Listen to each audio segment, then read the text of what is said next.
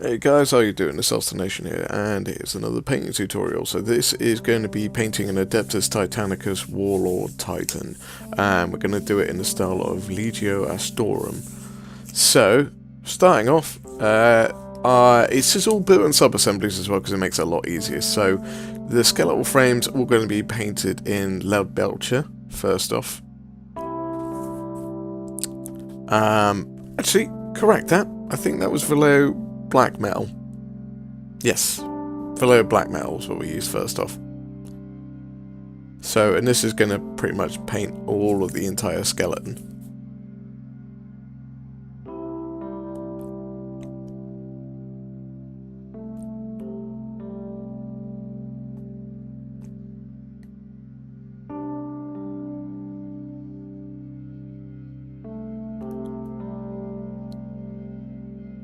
Okay, now we're going to use Vallejo Gamer Chainmail Silver, and it's going to be a top-down highlight over all the metal parts.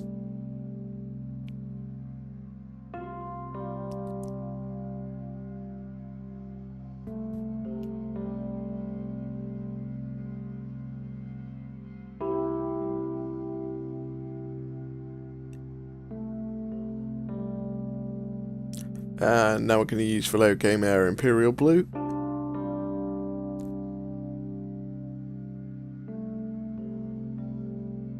And this is going to go on all the armor panels as the first base coat.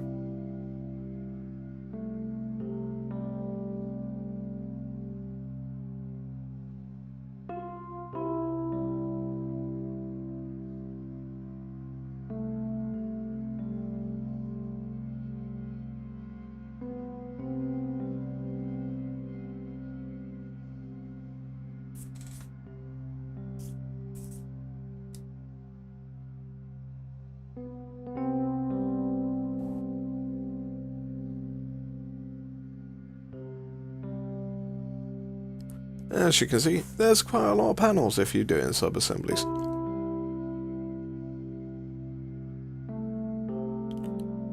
You'll see as well there's duplicates here because I'm basically painting, I painted both at the same time.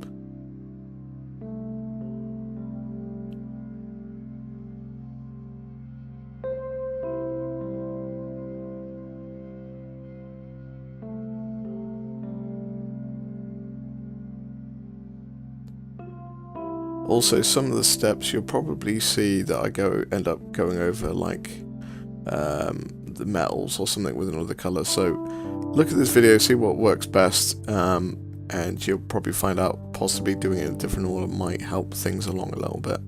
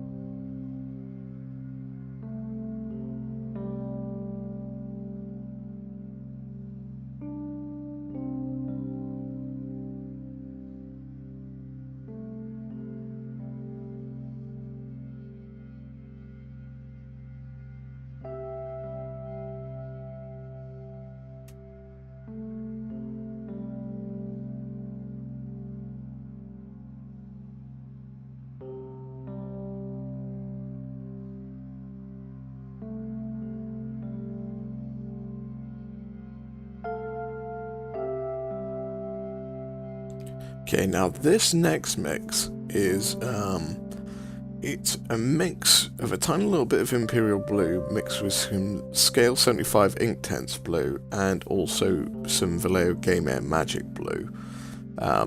This just gave me a nice rich highlight to put over the Imperial Blue. You could probably get away with maybe just using Magic Blue, but the Inktense Blue from Scale 75 does add, as I said, a really nice richness to the blue, which I don't know if you find without it. And as you can see, I'm not covering all of the panels with this, I'm just going for the higher points.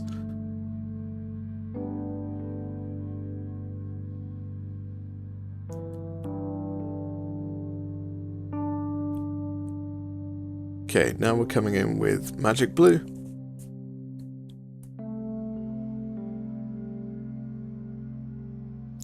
And this is going to be a kind of last highlight, so we're just aiming for the very tops of panels and stuff with this. A very small amount.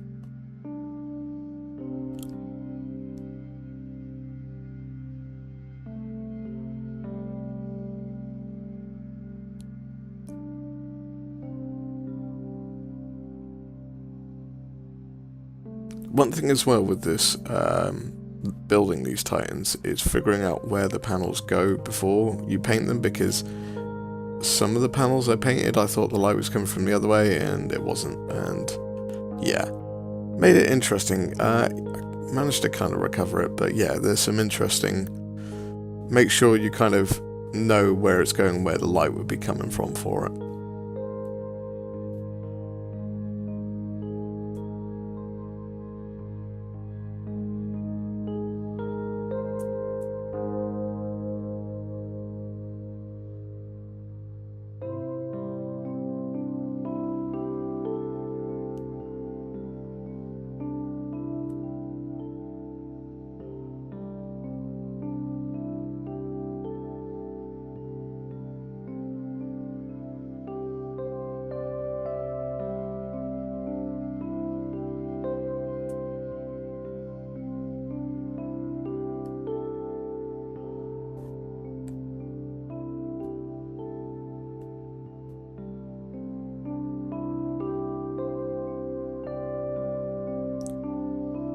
Okay, now here's where things go a little bit peculiar.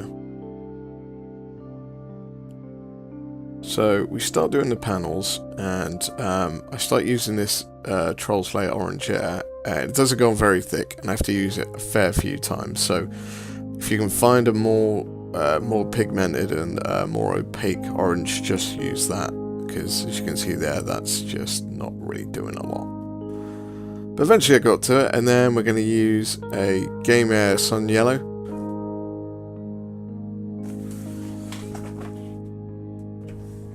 And this is kind of just aiming around the center of the panels and the kind of highlights.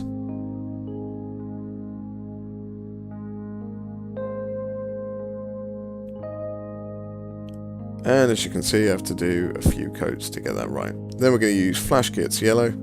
This is going to be the final highlight. And just, as I said, do it on thin layers until you're happy with it. If you have to go back, put more layers on, that's fine.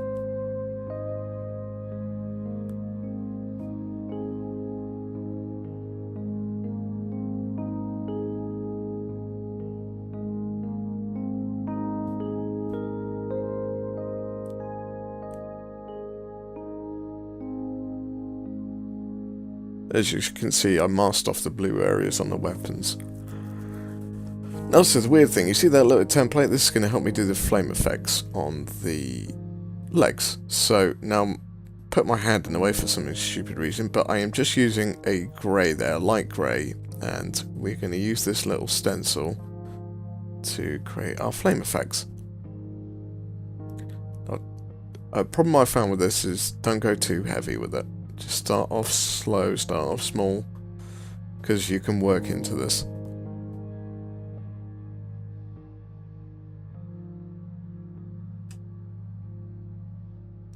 Then we're going to use Model Layer Scarlet Red. We're going to thin it down a little bit, just so it's not very opaque, but it does colour all the grey as red now. So that's the starting point of our flames. And also, the little leg bits, they're also getting painted scarlet red. Then we're coming back in with our stencil again, and add a bit more grey. You've got to be a bit careful now, because you don't want a lot. So, little bits, try and accentuate the bits that are already there, if I can use my words properly. Then we're going to come in with that really, not very opaque at all, Troll Slayer orange, but this will probably work for us now, because it's not very opaque, and that's what we're after.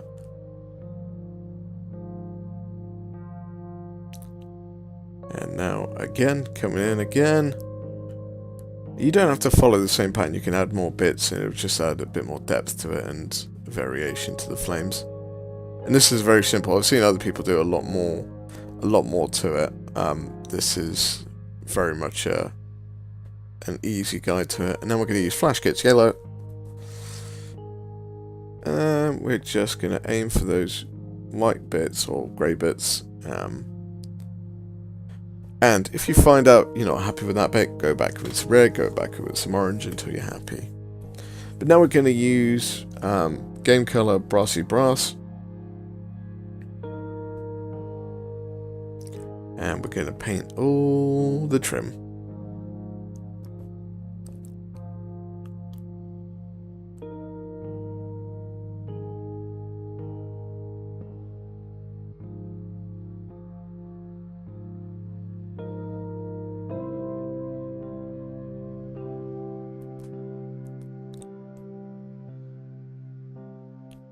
Okay, now we're going to use Retributor Armor to give it a highlight.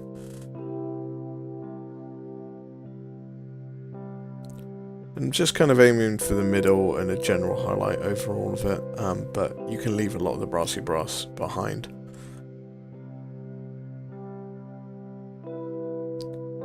To leave it in certain areas actually would be beneficial, so you get a little bit of depth in it.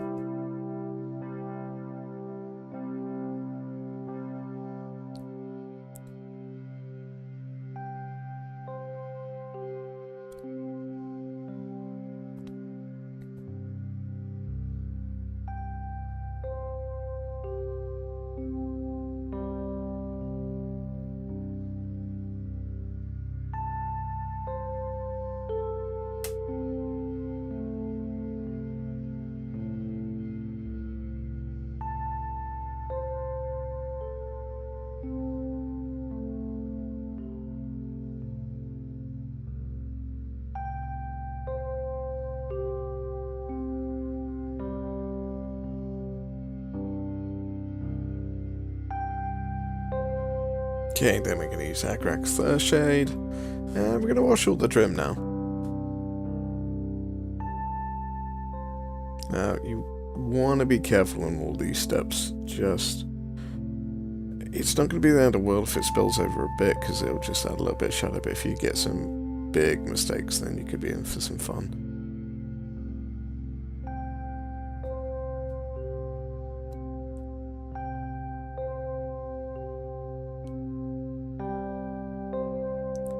Okay, now we're going to use Gloss Varnish, and this is going to coat the entire model.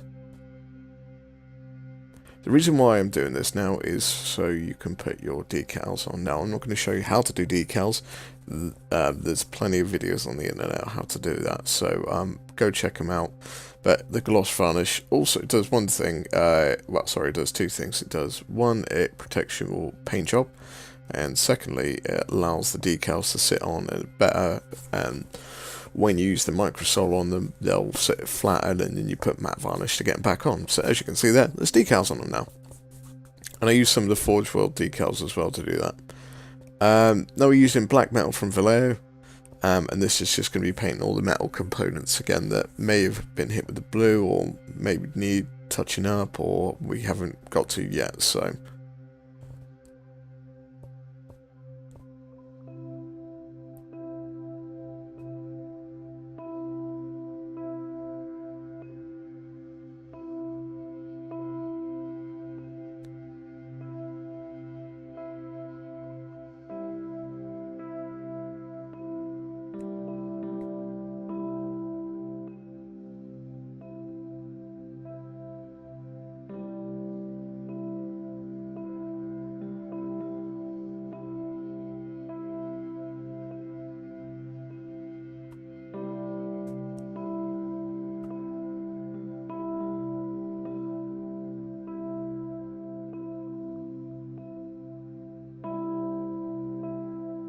We're going to use Dark Reaper, and this is going to paint all the cables on where you might find them, so on the gun, on the legs, etc. This one takes a little bit of navigating because you need to find out where they are, but yeah, just work your way around. A lot of the paint work with this job it's just take your time with it. Makes more sense.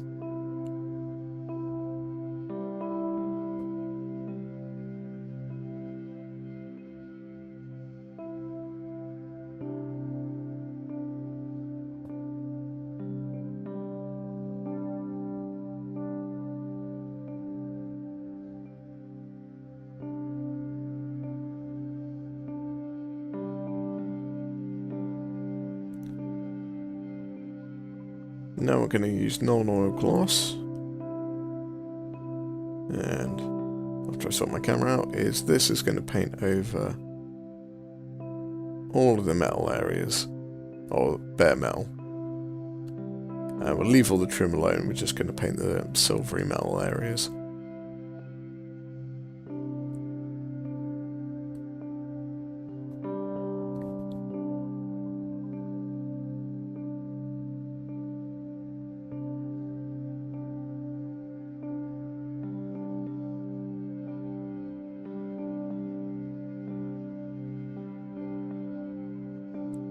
Now we're going to use the Forge World Clear Orange. I don't even know if they make this anymore, but for a time they were making paints, and one of them was a clear orange range. So I'm using this through an airbrush, and this is going to be the sort of heat wash that you get off guns. Then we're going to move on to the clear purple they did. Again, don't know the name. And that's going to paint over, not all the way to the orange ends, so you're not completely obscuring it, but just a bit. And then we're going to use Cobalt Alchemy, and again paint just a little bit more, but not completely covering the purple.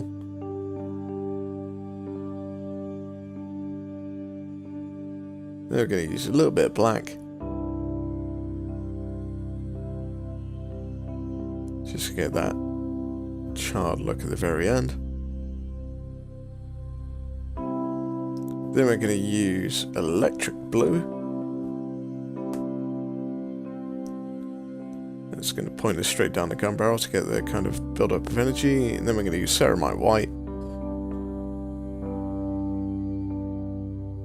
just to get the glow effect. Then we're going to use ceramite white. And we're going to paint all these missiles. Probably need a couple of coats.